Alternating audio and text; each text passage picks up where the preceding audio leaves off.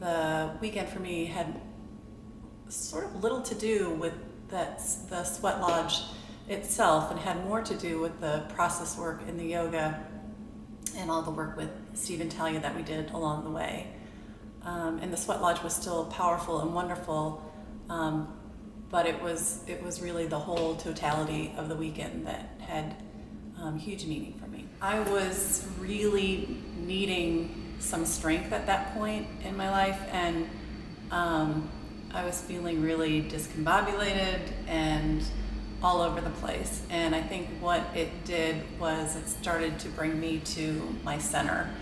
And it really was a lot about grounding for me in a very visceral way. And it's exactly what I was needing at that time.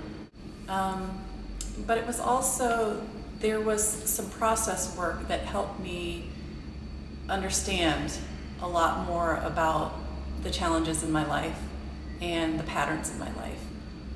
And that work just came at just the right time, where I was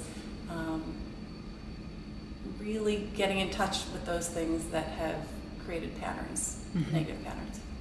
I was thinking about when I first signed up for the Sweatlodge a few years ago, I was intimidated by it. I didn't really know what I was getting into, and I didn't really know that many people at Turbodog that well, and so I didn't quite feel a part of everything.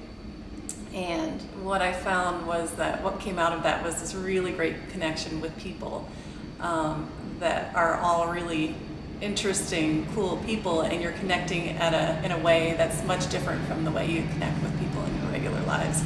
And that was really meaningful. And hearing their stories of transformation and what they're going through it's sometimes as meaningful as your own work. So that part has been really cool for me, and I've made really great relationships coming out of it. So the Sweatlodge itself I was really intimidated by it. I didn't know if I would be able to do it. And what I found is that it sort of happened, it just happened. And all my anxiety around it just sort of dissipated when I was in there, and it wound up being really beautiful.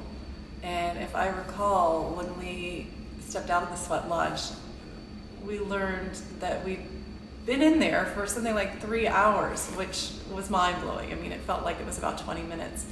But it was just a really beautiful time of prayer and community.